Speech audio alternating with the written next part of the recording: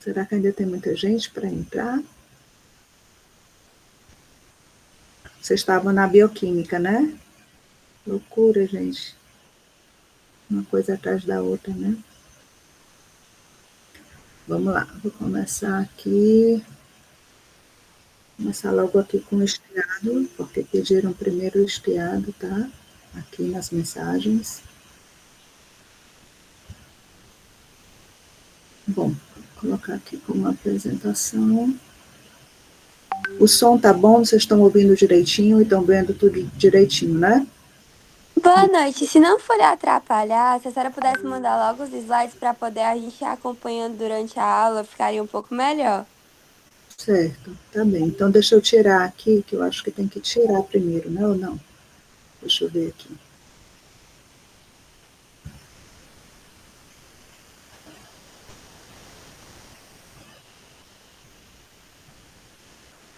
Eu acho que esse tá no meu drive.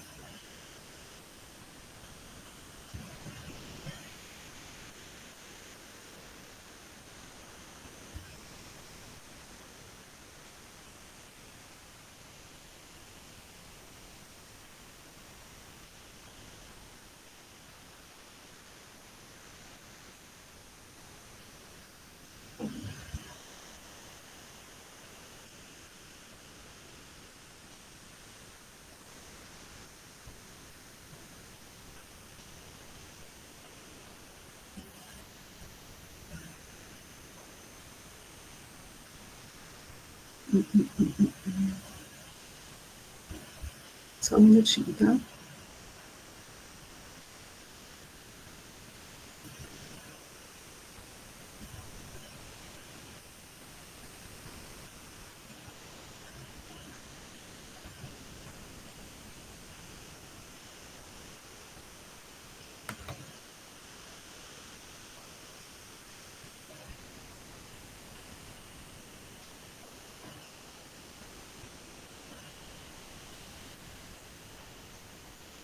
Aí vai ser ruim para eu enviar por aqui, porque se eu abrir o WhatsApp em outro lugar, fica como se fosse um fake, para eu poder enviar.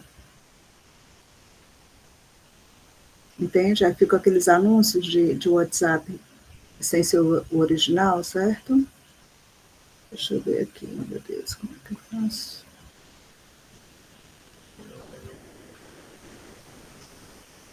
Deixa eu só falar aqui com o Gabriel. Oi, Gabriel.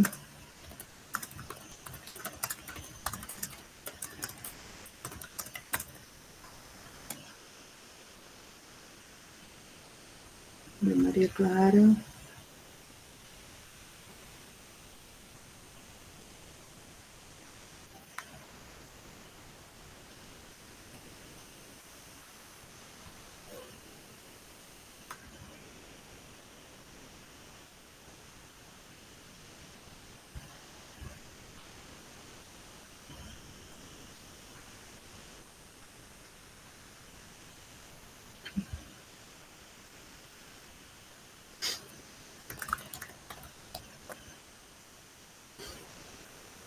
Pronto, Maria Clara.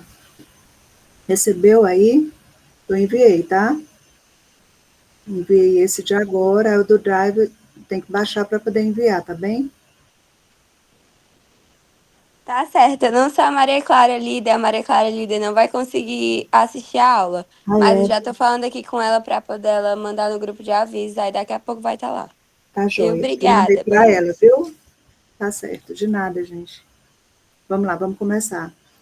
Boa noite a todos, né? Você já me conhece, eu me chamo Daniele, estou no 8º semestre e essa matéria foi dada, né, já há algum tempo e tudo, tenho que relembrar um pouquinho, mas eu acho que dá certo sim. Qualquer coisa vocês podem me perguntar, fiquem à vontade, vou ter o maior prazer de responder. E é isso, vamos começar, né? Os objetivos da aula, eu coloquei os mesmos objetivos que o professor havia colocado lá nos slides dele, tá bem? De repente pode passar alguma coisa, e se vocês sentirem falta de alguma coisa, podem ficar à vontade também para perguntar, tá certo? Então, os objetivos são evidenciar as estruturas funcionais do músculo esquelético, identificar a relação das estruturas do sistema nervoso central com o sistema muscular e caracterizar o funcionamento do sistema muscular estriado, tá? Vou passando aqui. Características morfológicas. Gente, sempre que falar em tecido, eles vão sempre perguntar sobre as características morfológicas, né? É algo bem batido que vocês também viram no ensino médio bastante, né? É importante saber essas diferenças entre o músculo estriado esquelético, o cardíaco e o liso, né? Vocês sabem que o músculo estriado esquelético tem essas estrias, por isso o nome, músculo estriado esquelético. Ele é chamado de músculo estriado esquelético também, porque é um músculo de movimentação voluntária, né? Depende da gente para que ocorra qualquer movimento. Embora o músculo estriado esquelético, em uma situação, também pode ser involuntário. Quando? No ato reflexo. Né? No ato reflexo, o estímulo chega até o músculo e você, automaticamente, você já reage com a perna, com o pé, onde tiver acontecido o estímulo, sem que esse estímulo tenha ido até o córtex, até o sistema nervoso central, lá no córtex, tá? Que ele vai para a medula, e lá da medula tem um neurôniozinho de associação e já volta pelo nervo sensitivo. Então, nesse caso, unicamente nesse caso, o movimento pode ser involuntário e de um estriado esquelético. Fora isso, a gente só vê movimento involuntário se for no tecido muscular liso ou então cardíaco, não é? Porque, afinal de contas, as vísceras, né, contêm músculos, musculatura, né? E o coração também, e pode bater independente, né, pode contrair independente da nossa vontade ou não. Outra coisa que eles sempre vão perguntar, a questão dos, né, os núcleos. A gente vê aqui pela figurinha, vocês conseguem ver o meu cursor? Sim? Sim. Pronto. Que os núcleos aqui do estriado esquelético, eles são mais periféricos, enquanto o núcleo no estriado cardíaco, no liso, não necessariamente são periféricos, podem ser centrais na célula, né? Outra grande diferença é que na musculatura estriada cardíaca, a gente tem esses discos intercalares entre uma célula e outra. Esses discos intercalares, gente, são junções intercelulares, tá? São junções que unem uma célula à outra. E isso é muito importante no músculo cardíaco, porque isso vai fazer com que os íons, né, as substâncias, passem mais rapidamente, de uma forma mais distribuída e sincrônica, de uma célula para outra, de forma que o coração bate de uma maneira, né, contrai de uma maneira mais sincronizada, tá certo? Outra coisa importante, a gente vai ver daqui a pouco sobre o estriado esquelético, né? Sobre a estrutura do sarcômero, né? Então, a gente tem o tecido muscular esquelético sendo responsável pelo movimento, né? Ele está preso ao esqueleto, né, ao osso, para poder ocasionar o movimento das articulações e dos ossos, é responsável pelo nosso equilíbrio, pela nossa postura, a respiração, porque, afinal de contas, os músculos intercostais, os músculos respiratórios, o diafragma participa da nossa respiração de forma, né, muito importante. Geração de calor, que, afinal de contas, o ATP é queimado oxidado, né, dentro da célula, gerando calor. Ato reflexo, que eu acabei de falar, né, do movimento involuntário, as fibras estriadas, né, que possuem estrias, e a célula multinucleada, do músculo estriado esquelético. Essa figurinha estava lá nos slides do professor, né, para mostrar aqui a estrutura do músculo. É importante entender bem isso, tá, gente? Porque às vezes a gente se confunde mesmo. A fibra muscular esquelética é a mesma coisa que o miócito, é a célula muscular, tá? Só porque, como ele tem uma forma mais longitudinal, a gente chama de fibra. Só que essa fibra, procura entender assim, essa célula, essa fibra muscular longitudinal, ela está toda compartimentalizada, é como se o citoplasma dela tivesse todo compartimentalizado, certo? Formando aqui, ó, de tecido conjuntivo, esses compartimentos aqui. E dentro desses compartimentos aqui, ó, é como se fosse um feixe de pequenas fibras, de miofibrilas, tá certo? Esses feixes aqui, ó, um conjunto de miofibrilas, que seriam esses tubos longitudinais aqui, ó, certo? Aqui a gente tem um feixe, a gente tem uma miofibrila daqui para cá, um feixe de miofibrilas e aqui um conjunto de feixes, tá? E aqui, isso é muito importante, por quê? porque ele, não sei se o Abraão falou, né, nessa aula, mas a gente tem essa compartimentalização, um nome específico para essas compartimentalizações, e no músculo esquelético, tudo tem um nome diferente, né? Então, a gente tem essa membrana aqui, ó, que envolve esse conjunto de feixes, chamado de epimísio. Epi é tudo que fica por fora, né? Envolvendo, tá? A gente tem esse tecido conjuntivo envolvendo um conjunto de feixes, que vai ser o perimísio, envolvendo esse conjunto aqui, né? Essa compartimentalização aqui. E a gente tem a membrana mais interna, que vai ser o endomísio, que vai revestir essa miofibrila, tá certo?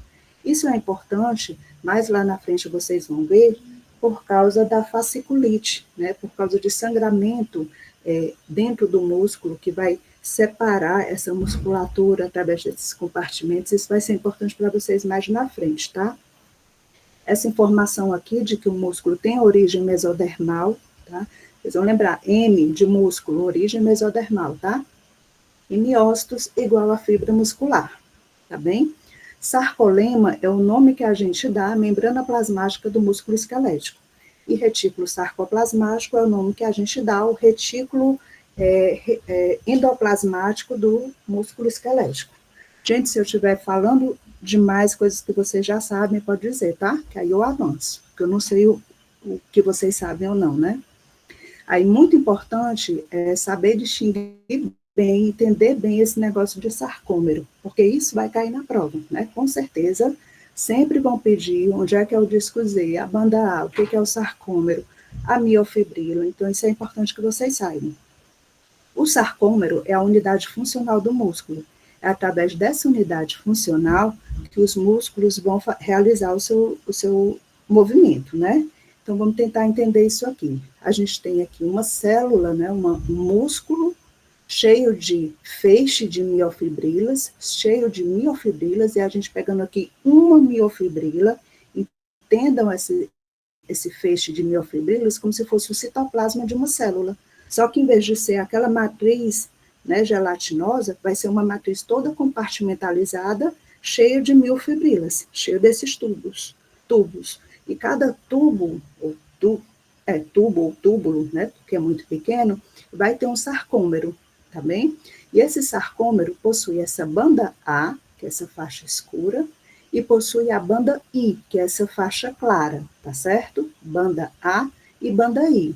E entre as linhas da banda I, que é a parte clara, aí se vocês vão anotar, banda I, que é o feixe claro, banda A, que é a feixe escuro, e entre os feixes da banda clara, você vai ter a linha Z, certo? A linha Z.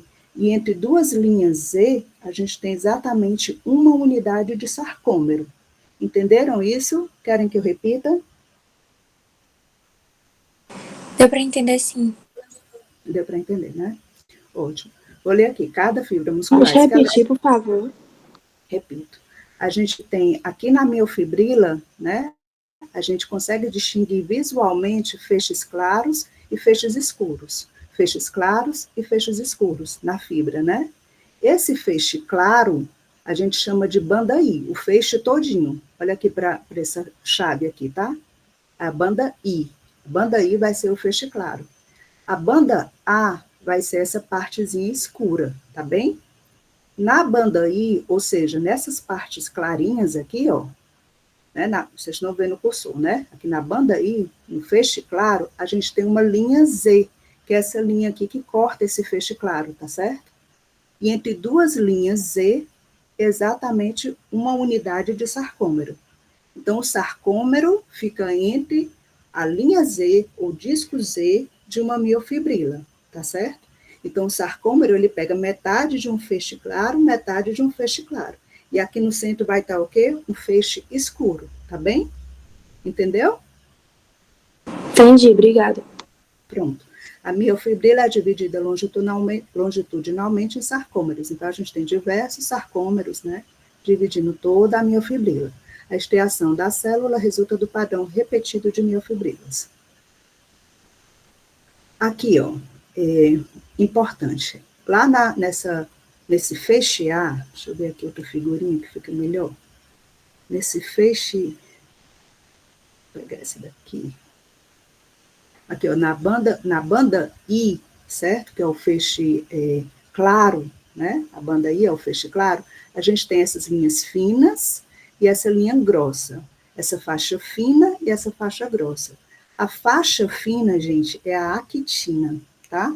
E a faixa grossa é a miosina. Então, aqui, ó, você tem a banda I, que é a banda clarinha do músculo, né? E aqui a linha Z, aqui outra linha Z, portanto, o sarcômero é essa distância entre uma linha Z e outra. Aqui no meio, essa banda A é aquele feixe escuro, e aqui na banda A, o que a gente vê? Principalmente miosina, né? Miosina, miosina, miosina, miosina. E esse fio aqui, esse feixe fininho, vai ser formado de quê? De actina. Deixa eu ver se eu não pulei, para ficar bem claro para vocês. A gente tem aqui essa miofibrila, não é? O sarcômero, essa distância entre essas linhas Z, né? Expliquei a faixa clara, a faixa escura, e eu quero dizer para vocês que essas miofibrilas, elas são formadas por duas proteínas, que é a actina e a miosina. A actina vai ser esse feixe, um feixe mais fininho, enquanto a miosina vai ser mais grossinha, tá certo? Então, nesse esquema, que eles também gostam muito de colocar na prova, né, tanto esse quanto esse aqui, que vocês já devem ter visto várias vezes, lembre-se sempre que o fininho, ó, é a actina, esse feixe vermelho. E o azul é a miosina, que é esse feixezinho azul. O feixe azul vai se ligar à actina, tá certo? E vai ser responsável por puxar a actina, assim, ó, de um lado e do outro, para fechar essa zona aqui, ó, fazendo com que ocorra a contração, tá bem? A gente vai já ver como é que acontece.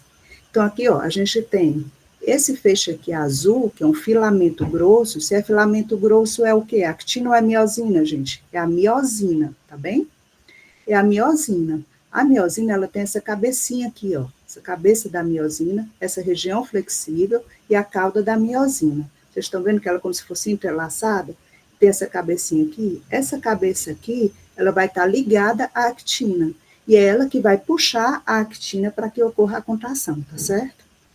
Então, várias moléculas de miosina formam os filamentos grossos. E aqui, várias moléculas de actina formam os filamentos finos, tá bem? Então, aquela faixinha vermelha era a actina e a azul, que era a grossa, era a miosina. Prestem bem atenção nessa figura, que isso eles gostam de perguntar, tá? Essa daqui de baixo, gente, isso aqui, ó, é uma cadeia de actina. A actina são essas pérolazinhas aqui, esses cordões de pérola, tá certo? Esse filamento aqui, ó, como se fossem dois filamentos, né, contorcidos assim, né, um colar assim, contorcido, formando a fibra de actina, tá certo? E aqui, ó, ligando essas pérolazinhas, né, como se tivesse, em vez de ter um nylonzinho por dentro, tem por fora, ligando uma actina a outra, esse cordão de actina, tá? Que é essa partezinha verde aqui. Essa partezinha verde é a tropomiosina. Tropomiosina, tá bem? E bem aqui, ó, do lado aqui da tropomiosina, em cima, tem essa cabecinha aqui, ó, que é a troponina, certo? E a troponina é essencial para que ocorra a contração muscular. Entenderam bem direitinho aqui essa figura? Sim. Pronto, porque é na troponina que o cálcio vai se ligar. Gente, o cálcio, né, o íon cálcio, o cálcio 2+, ele é importantíssimo para a contração muscular.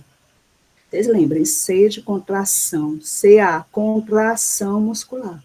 O cálcio é importantíssimo para a contração muscular, só acontece contração muscular se tiver o cálcio. O cálcio, ele vai se ligar aqui na troponina, tá bem? Então, vamos lá. Sarcômero, unidade funcional, filamento fino, a gente tem a actina. Aquele feixe de actina, a gente tem a tropomiosina, né, que é como se fosse o nylonzinho do cordão de pérola, só que fica por fora, unindo uma actina, né, o filamento de actina. E a troponina, que é uma partezinha lá, uma moléculazinha, em que o cálcio vai se ligar. O filamento grosso, a gente tem a miosina, né, com aquela cabecinha, né. O cálcio se liga à troponina lá da actina. Quando isso acontece, o ATP, ele é oxidado, sendo transformado em ADP, né, que é o trifosfato, sendo transformado em difosfato mais fosfato inorgânico e liberando energia. Essa energia que o músculo precisa para poder contrair, para a miosina poder puxar a actina para dentro do sarcômero e fazer a contração muscular. Certo, gente? Entenderam isso? Isso é o cerne do músculo estriado da contração que eles querem que vocês saibam. Todo mundo entendeu? Sim. Se alguém não tiver entendido, por favor, reclame agora, ou cale-se para sempre. Não, pode dizer, gente, não tem bicho, pode dizer, tá certo? Então, aqui a gente tem um sarcômero relaxado, né? Aqui a actina, vermelhinha, fininha. Aqui a miosina, a banda rica em miosina, portanto, filamento grosso, né? O sarcômero, a distância entre as linhas Z, né, que são aquelas bandas Is, as bandas claras, né? E aqui, ó, a miosina, com sua cabecinha, vai puxar a actina para dentro, né? De um lado para o outro. Agora, ela só consegue fazer isso quando, depois que ocorre a ligação do cálcio com a troponina, né? Fazendo com que a miosina oxide o ATP, libere energia para poder puxar a actina para dentro, né? A contração muscular ocorre basicamente dessa forma. Em nível celular, certo? Que vocês também têm que saber, que é outra coisa muito importante, né? Como é que ocorre em nível bioquímico, né? Como é que isso acontece? A gente tem a fibra muscular, a miofibrila, a gente tem na célula muscular, né? Na célula muscular, dentro da célula, a gente tem organelas, né? Nessa fibrila. A gente tem um retículo sarcoplasmático, né? Que, como eu falei, no músculo esquelético, tudo tem um nome diferente. O retículo endoplasmático tem o nome de retículo sarcoplasmático, e o retículo sarcoplasmático, aprendam isso para todo sempre, viu? É um reservatório de cálcio dentro da célula, né? E o cálcio é fundamental para que ocorra o que? A contração muscular. Então, vejam bem, ele é um reservatório de cálcio, portanto, tem cálcio intracelular aqui. No entanto, a gente precisa que venha cálcio do meio extracelular para que esse cálcio intracelular seja liberado, certo? Isso é muito importante.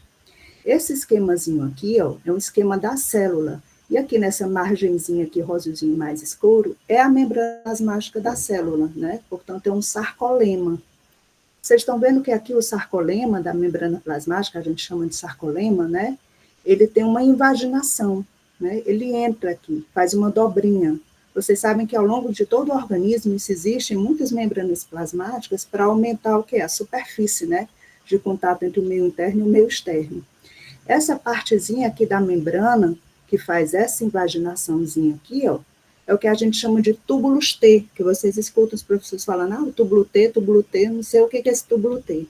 O túbulo T nada mais é do que uma invaginação da membrana plasmática da célula muscular estriada esquelética, tá? Porque forma, né, essa figurazinha, tá bem? Então, é uma invaginação, uma reentrância, tá? O que acontece aqui é que vem, aqui, ó, tem um feixe, um axônio, né? E vem aqui, ó, os dendritos aqui formando uma junção neuromuscular. Vem um potencial de ação para cá, né? Invertendo aqui a polarização da membrana, né? Chega um potencial aqui, e vem aqui nesse receptor, bem aqui, fazendo com que ocorra a entrada de cálcio extracelular para o meio intracelular, tá? E como eu falei anteriormente, quando esse extracelular entra para o intracelular, esse cálcio, ele acaba disparando aqui, ó, uma reação do cálcio, aqui do retículo sarcoplasmático, fazendo com que o cálcio intracelular venha para cá. Agora, o que eles vão perguntar e querem que vocês saibam? Eles querem que vocês entendam o que é o túbulo T, o que é isso aqui, ó, na membrana plasmática, que é um receptor, que é o receptor diidopiridona, ou diidopiridina, não podia ter o nome, e aqui é o receptor guionina, tá? Aí vocês vão lembrar assim, ó, esse receptor do retículo sarcoplasmático, tá? Tem um receptor na membrana plasmática do retículo, que se chama guionina. Esse receptor R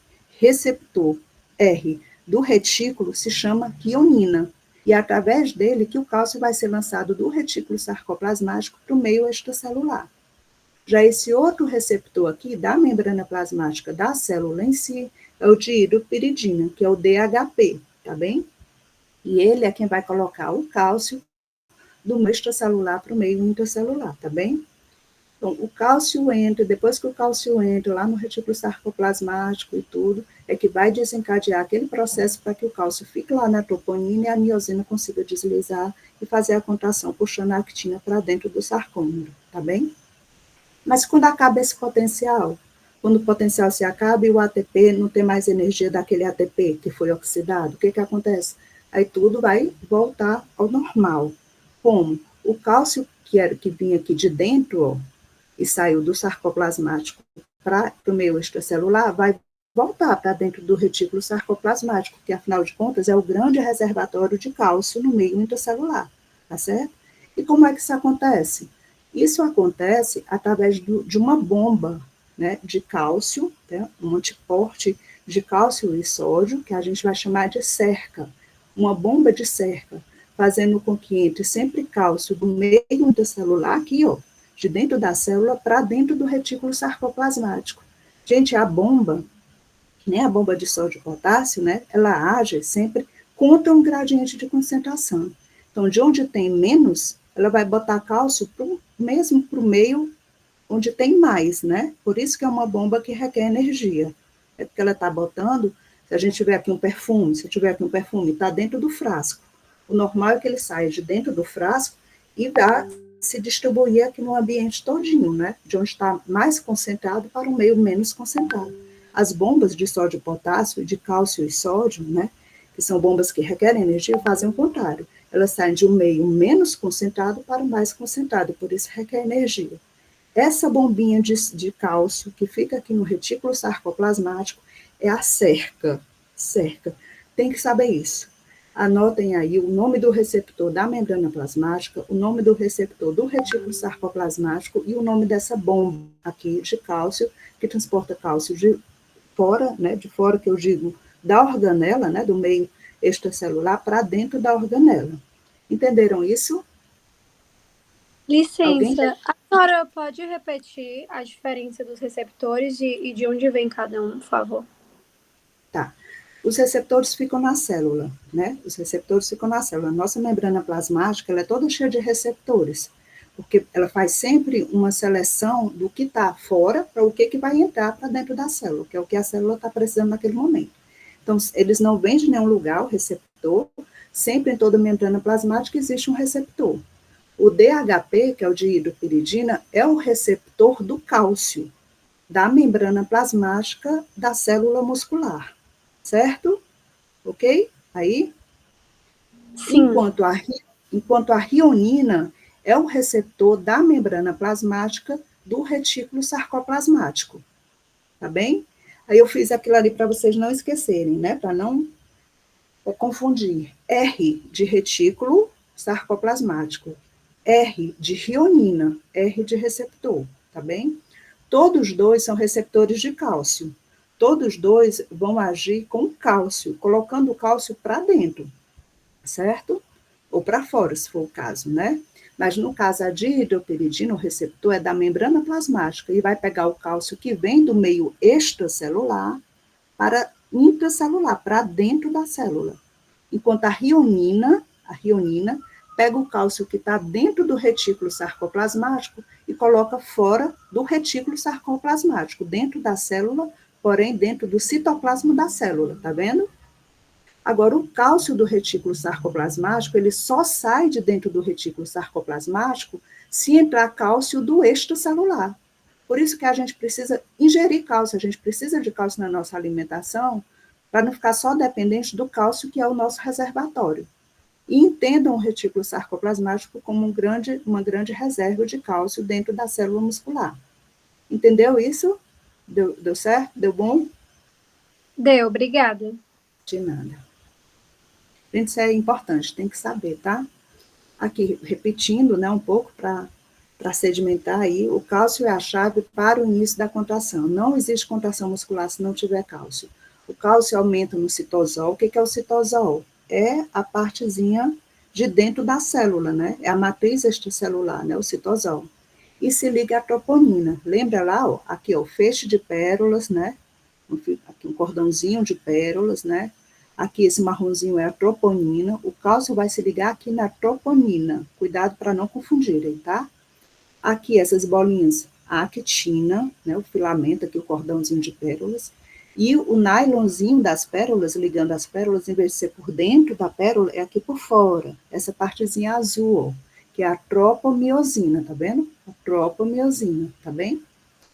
Essa tropomiosina está dizendo aqui, ó, bloqueia o sítio de ligação na actina G, só para dizer o seguinte, que precisa que o cálcio se ligue aqui na tropomiosina, para poder liberar aqui a passagem, para que ocorra a quebra de ATP em ADP e fósforo inorgânico aqui na cabeça da miosina, para ele poder arrastar a actina para dentro, tá?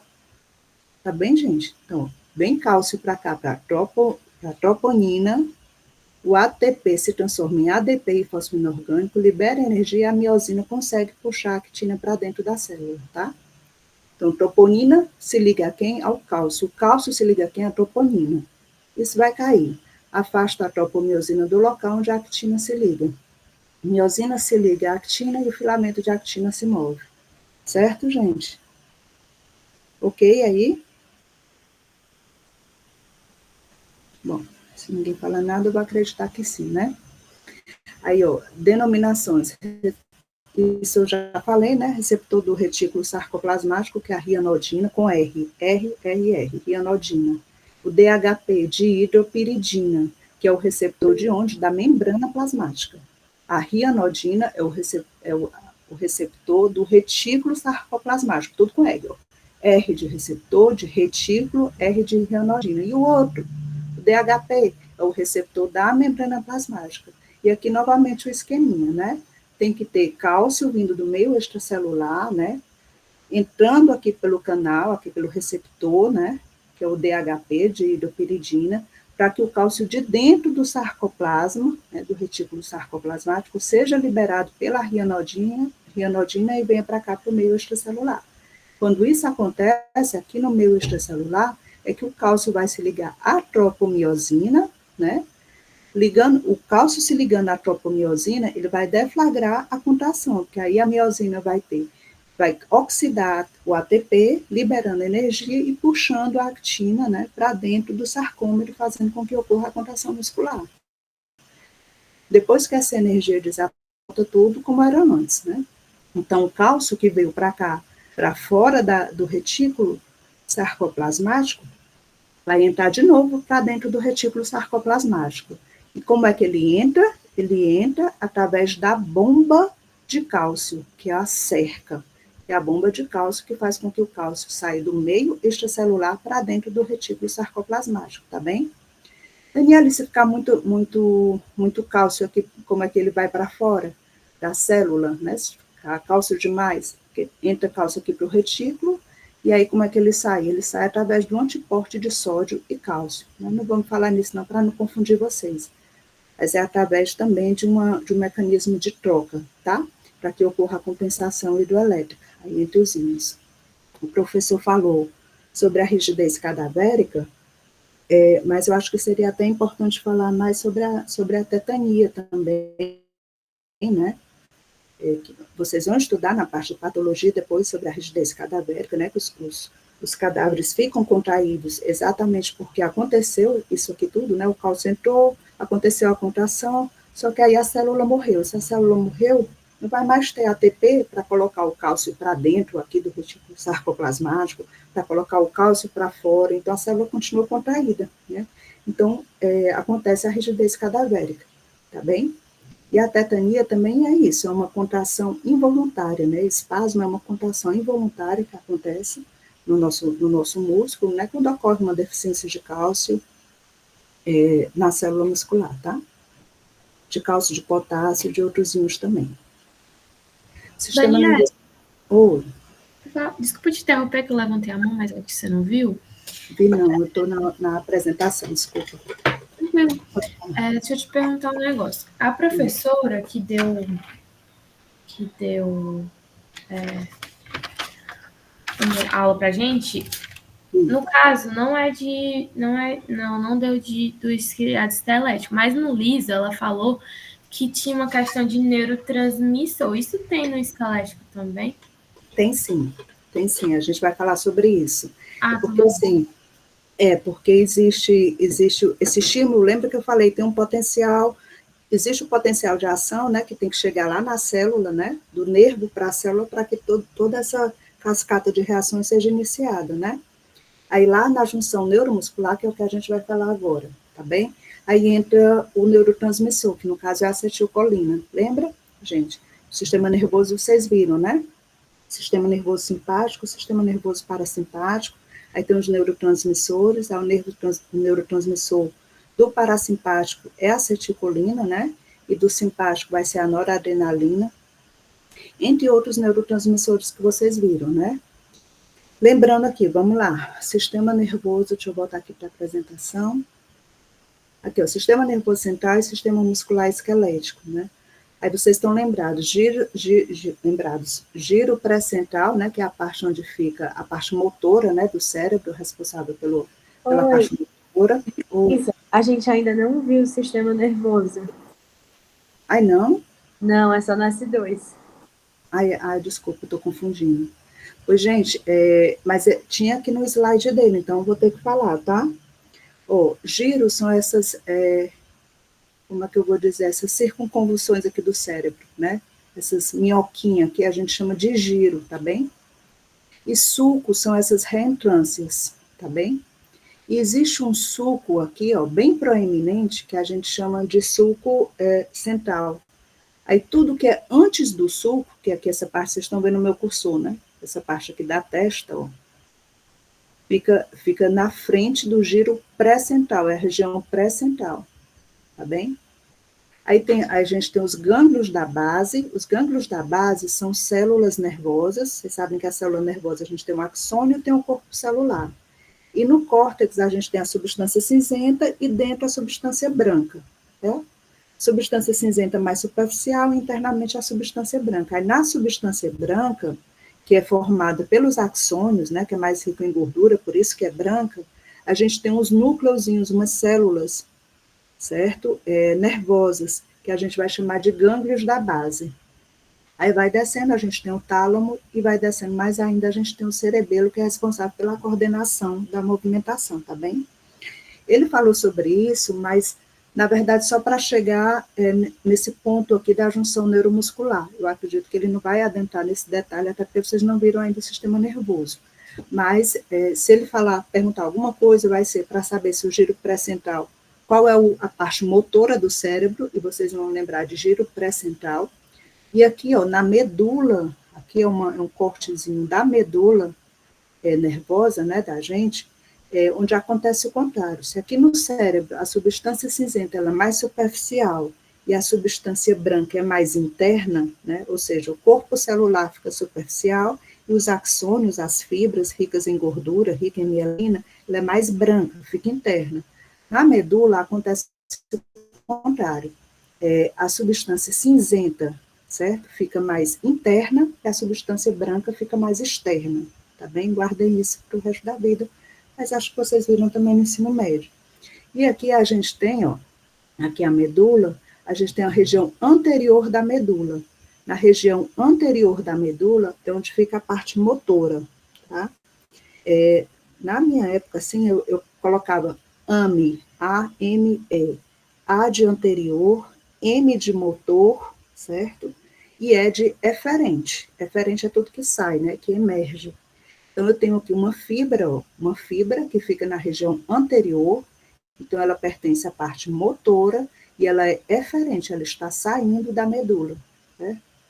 E do outro lado, eu teria o PSA, que é a parte posterior, que aí tem uma fibra sensitiva e fibra aferente, que está entrando, né? Você recebe um estímulo aqui na perna, esse estímulo, né, ele vai entrar e vai até a nossa medula, até o nosso sistema nervoso, né? Então, ele é o quê? Aferente, né?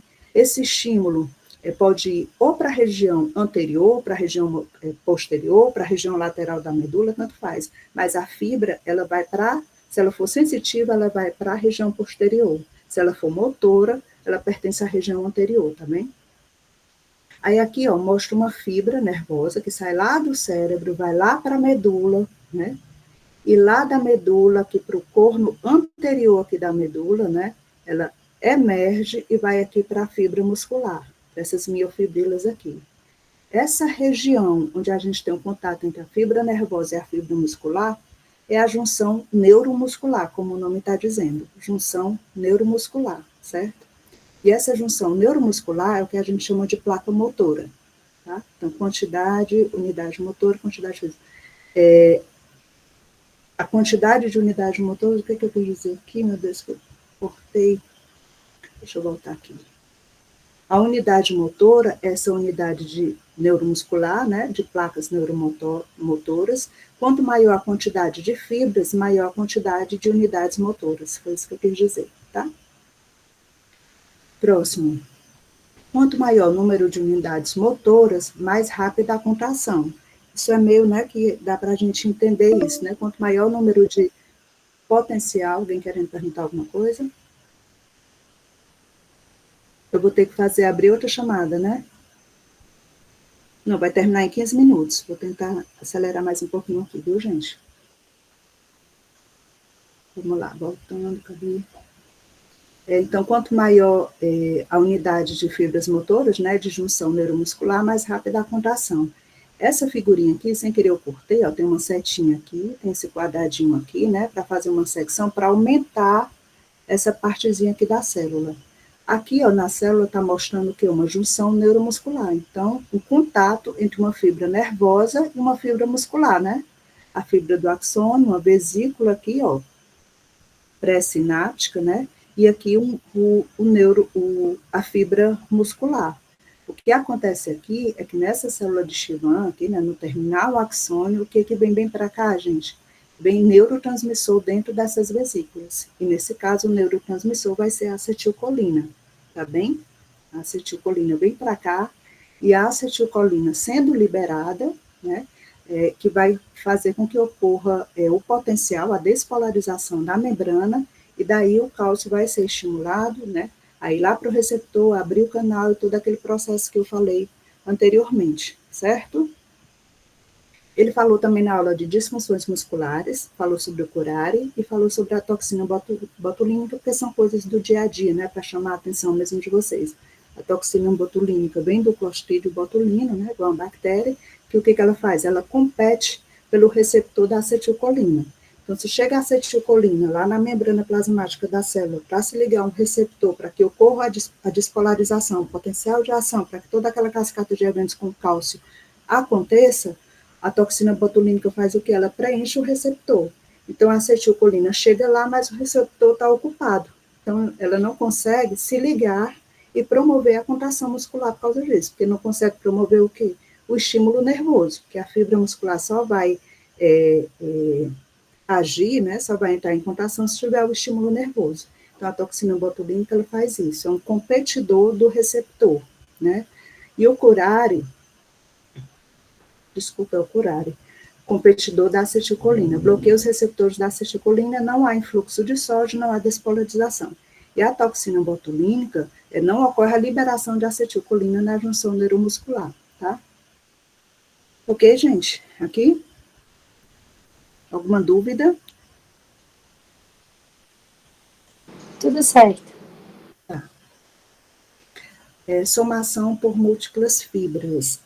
Aqui é porque é o seguinte, chega um estímulo, né, um estímulo lá na placa neuromuscular, né, portanto, nessa região que une o nervo, né, o axônio que une a musculatura, né, a miofibrila, chega um estímulo, ocorre essa despolarização e ocorre a contração. Só que, não estou com gráfico aqui, ocorre a despolarização, acompanha aqui com o cursor, né? Ocorre a despolarização, ocorre a repolarização, só que enquanto está acontecendo a despolarização e a repolarização, essa contração muscular ainda está ocorrendo, certo? Aí chega outro estímulo, em outra fibra, aí ocorre a despolarização, ocorre a repolarização e a contração muscular ainda vai acontecendo. Aí vai para outra fibra, até atingir um potencial com todas essas miofibrilas, fazendo com que ocorra a contração muscular. Então, cada estímulo vai se adicionando um ao outro, se superposicionando, tá entendendo? Até atingir um limiar para que ocorra a contração completamente. Entenderam isso aí? É o que a gente chama de somação. Vocês entenderam isso? Repito.